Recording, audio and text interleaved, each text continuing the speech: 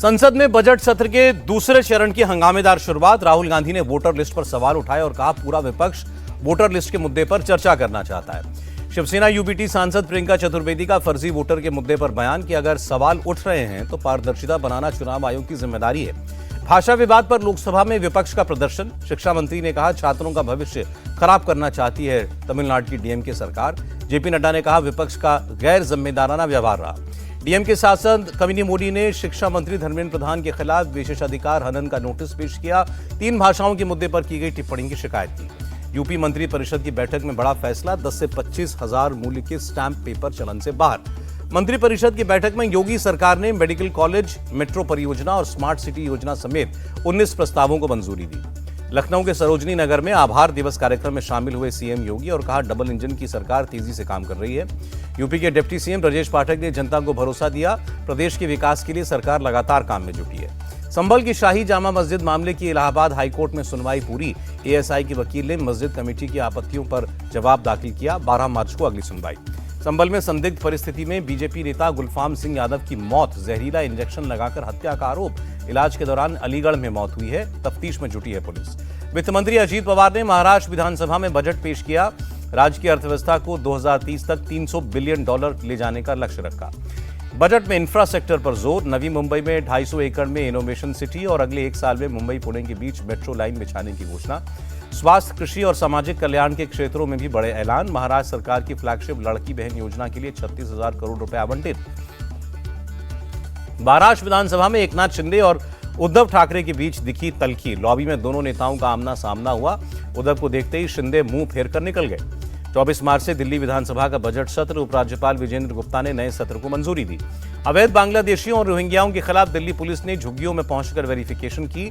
जहांगीरपुरी में लोगों के वोटर आईडी समेत कई दस्तावेज चेक किए गए। दिल्ली की मुख्यमंत्री बनने के बाद से रेखा गुप्ता के घर पर बधाई देने वालों का तांता लगा है। जन मिलन समारोह के दौरान लोगों से मुलाकात की।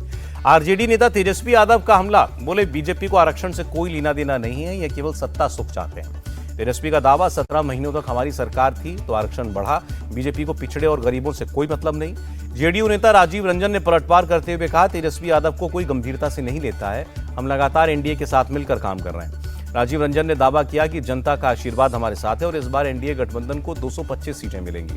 एमपी को मिला 9वां टाइगर रिजर्व। शिवपुरी में माधव टाइगर रिजर्व का मुख्यमंत्री मोहन यादव ने लोकार्पण किया। देश में अब कुल 58 टाइगर रिजर्व हो गए हैं। माधव टाइगर रिजर्व के लोकार्पण के मौके पर मुख्यमंत्री मोहन यादव ने प्रधानमंत्री मोदी का आभार जताया और कहा पर्यटन के क्षेत्र में चंबल लिखेगा एक नई कहानी। भोपाल में कांग्रेस कार्यकर्ताओं का प्रदर्शन। भीड़ को भगाने के लिए पुलिस ने वाटर कैनन का इस्तेमाल किया। किसानों के मुद्दे पर प्रदर्शन कर रहे थे कांग्रेस के कार्यकर्ता। उत्तराखंड में कैबिनेट विस्तार पर बोले प्रदेश बीजेपी प्रभारी दुष्यंत गौतम, ये संसदीय बोर्ड का मामला है, मंजूरी मिलने पर किया जाएगा विस्तार। देहरादून में 4 धाम यात्रा को लेकर बैठक। सीएम धामी ने व्यवस्थाओं को लेकर अधिकारियों को जरूरी दिशा निर्देश दिए। लालू यादव के साले सुभाष यादव के बेटे और बेटी ने गोपालगंज में बाबा बागेश्वर से मुलाकात करके आशीर्वाद लिया। कुंभ स्नान करने वालों पर राज ठाकरे का विवादित बयान। कहा गंगा के गंदे पानी में नहीं नहाऊंगा, अंधश्रद्धा ठीक नहीं है। शिवसेना उद्धव गुट के नेता संजय निरुपम ने राज ठाकरे पर वार किया। कहा यह गंगा मैया का अपमान है, सनातनी इन्हें कभी माफ नहीं करेंगे। कांग्रेस नेता हरीश रावत ने भी राज ठाकरे को जवाब दिया। कहा ऐसी बातें हमारी भावनाओं को चोट पहुंचाती हैं। कुंभ हमारी सनातनी परंपरा है। शिवसेना यूबीटी प्रमुख उद्धव ठाकरे ने कुंभ में नहीं जाने को लेकर बयान दिया। पूछा क्या मोहन भागवत गए थे? जहां वो डुबकी मारेंगे हम भी लगाएंगे।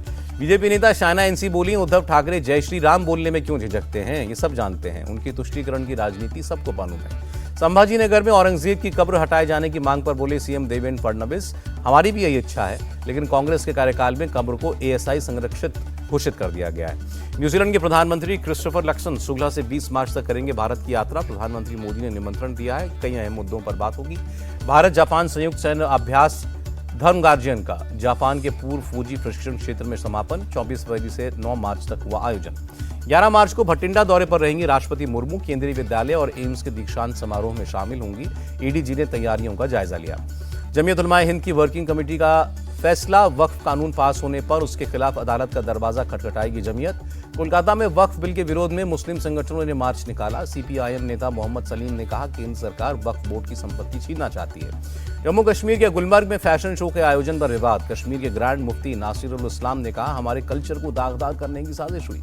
गुलमर्ग फैशन शो पर सीएम उमर अब्दुल्ला का बयान, सरकार से नहीं ली गई थी परमिशन, ऐसा आयोजन नहीं होना चाहिए, हम जांच कर रहे हैं। फैशन शो पर पीडीपी नेता इल्तिजा मुफ्ती का बयान, ये दुर्भाग्यपूर्ण है। सरकार को आयोजन की जानकारी थी लेकिन शो को रोकने की कोशिश नहीं की गई। पश्चिम बंगाल के मुर्शिदाबाद में दो पक्षों में मारपीट, उपद्रवियों ने मिठाई की दुकान में आग लगाई। इलाके में बड़ी संख्या में पुलिस बल तैनात। मनी लॉन्ड्रिंग केस में छत्तीसगढ़ के पूर्व सीएम भूपेश बघेल के घर ईडी की रेड, बेटे चैतन्य के ठिकानों पर भी छापे। 14 ठिकानों पर टीम खंगाल रही है दस्तावेज। ईडी के छापे पर भूपेश बघेल ने ट्वीट करके नाराजगी जताई। कहा 7 साल झूठे केस को जब कोर्ट ने बर्खास्त कर दिया तो रेड किस बात की। बीजेपी सरकार बौखलाई हुई है। ईडी की टीम ने मंगाई नोट गिनने की मशीन देखकर भूपेश बघेल के समर्थकों ने विरोध किया। कहा कुछ प्लांट करके फंसाने की साजिश कर रहे हैं ये लोग। भूपेश बघेल के बेटे चैतन्य बघेल को ईडी का समन, चैतन्य को ईडी ने कल पूछताछ के लिए बुलाया है। भूपेश बघेल के घर से रेड में 33 लाख रुपए कैश बरामद हुए, जिसे बघेल ने जायज बताया है। दुर्ग में ईडी के अधिकारी को कांग्रेस कार्यकर्ताओं ने घेरा, पुलिस और कार्यकर्ताओं में झड़प हुई। पुलिस ने बड़ी मुश्किल से ईडी अधिकारी को वहां से रवाना किया। ईडी की रेड पर छत्तीसगढ़ के डिप्टी सीएम अरुण साव का बयान कि भूपेश बघेल के सरकार के दौरान बड़े बड़े घोटाले हुए, साक्ष्य के आधार पर ही ईडी कार्रवाई कर रही है। भूपेश डर क्यों रहे हैं। छत्तीसगढ़ के पूर्व सीएम हैं भूपेश बघेल। उनके आवास पर ईडी की छापेमारी के मामले में कांग्रेस सांसद रंजीत रंजन ने सवाल उठाया और कहा कि बघेल को लंबे वक्त से परेशान किया जा रहा है। भूपेश बघेल के आवास पर ईडी की छापेमारी पर मुख्यमंत्री साय का बयान। कहा सभी जानते हैं कांग्रेस सरकार में कई घोटाले हुए थे, ईडी की जांच में प्रदेश सरकार का कोई दखल नहीं है। भूपेश बघेल के आवास पर ईडी की छापेमारी पर सियासत भी तेज। पूर्व डिप्टी सीएम टीएस सिंहदेव ने कहा दबाव बनाने के लिए बीजेपी जांच एजेंसियों का इस्तेमाल करती है। गैंगरेप और लव जिहाद की घटनाओं को लेकर हिंदू संगठनों ने राजस्थान के भीलवाड़ा में बंद का ऐलान किया। सभी दुकानों का शटर शाम 5 बजे तक डाउन रहा। भीलवाड़ा बंद को लेकर हिंदू संगठनों ने बाइक रैली निकाली। सुरक्षा के मद्देनजर 800 से ज्यादा पुलिसकर्मियों को तैनात किया गया। पंजाब के तरन तारण में पुलिस को कामयाबी, बटाला के रहने वाले शहनाज को गिरफ्तार किया। एफबीआई का मोस्ट वांटेड नशा तस्कर था शहनाज। बिहार के आरा में तनिष्क शोरूम में 2 करोड़ से ज्यादा की लूट, सीसीटीवी कैमरे में सारी लूटपाट कैद हुई। रामपुर में मंदिर में लाउडस्पीकर पर भजन बजाने पर विवाद, दूसरे समुदाय के लोगों पर पुजारी को पीटने का आरोप, पुलिस ने 12 लोगों को गिरफ्तार किया। सोने की तस्करी के मामले में एक्ट्रेस रान्या राव को लेकर कई खुलासे। कर्नाटक औद्योगिक क्षेत्र विकास बोर्ड ने रान्या की कंपनी को दी 12 एकड़ सरकारी जमीन। कर्नाटक औद्योगिक क्षेत्र विकास बोर्ड ने दी सफाई। जब जमीन का आवंटन किया गया था तो प्रदेश में बीजेपी की सरकार थी। सीबीआई कर रही है जांच। दिल्ली के गाजीपुर में देर रात रोहित नाम के एक युवक की गोली मारकर हत्या। घर वालों ने NH-24 पर जाम करके पुलिस के खिलाफ नारेबाजी की। रोहित की कुछ लोगों से कहासुनी हुई थी। घर वालों का आरोप है कि पुलिस ने अब तक किसी को अरेस्ट नहीं किया। गाजीपुर में युवक की हत्या पर हंगामा, विरोध में दिल्ली मेरठ हाईवे जाम किया गया। हत्यारों की गिरफ्तारी की मांग की गई। हैदराबाद में टीम इंडिया की जीत का जश्न मनाने सड़कों पर भारी संख्या में उतरे लोग। भीड़ को हटाने के लिए पुलिस ने हल्का लाठीचार्ज किया। जश्न मनाने के दौरान हैदराबाद के दिलसुख नगर में लग गया था जाम। मेट्रो स्टेशन पर थी भारी भीड़। उत्तर प्रदेश के सहारनपुर में आपत्तिजनक पोस्ट को लेकर मुस्लिम समुदाय के लोगों का हंगामा, पुलिस को लाठीचार्ज करना पड़ा। झारखंड के गढ़वा में पटाखा की दुकान में आग, दम घुटने और झुलसने से 3 बच्चों समेत 5 लोगों की मौत।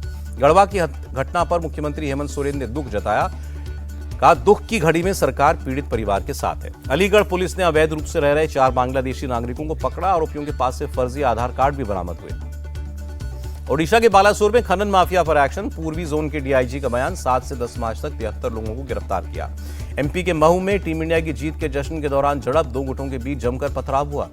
झड़प के बाद विधायक उषा ठाकुर ने मौके का मुआयना किया। इलाके की सुरक्षा बढ़ाई गई। मऊ झड़प पर बोले इंदौर के कलेक्टर आशीष सिंह, इलाके में अब शांति है, कोई समस्या नहीं, लोगों से धैर्य बनाने की अपील। वाराणसी में दिन दहाड़े ज्वेलर की दुकान में लूट, बदमाशों ने बाप बेटे को गोली मारी, 22,000 रुपए और चांदी लेकर फरार।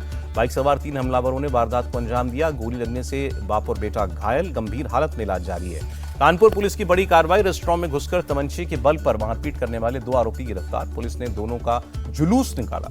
हैदराबाद में सड़क हादसे में बीआरएस नेता सुनारिता रेड्डी के बेटे की मौत। बीआरएस एमएलसी की कविता ने घर वालों से मुलाकात करके सांत्वना दी। तमिलनाडु के डिंडीगुल के जंगलों में आग, गर्मी की वजह से तेजी से फैली आग। मथुरा में जमकर खेली जा रही है होली। कृष्ण जन्मभूमि पर नृत्य और संगीत के साथ होली महोत्सव मनाया गया। होली से पहले मथुरा में उमड़ रहे हैं भक्त। बांके बिहारी मंदिर पहुंचे श्रद्धालुओं ने पूजा पाठ किया। वृंदावन में बांके बिहारी मंदिर में होली का खुमार, टेसू के फूलों से बने रंगों से खेली जा रही है होली।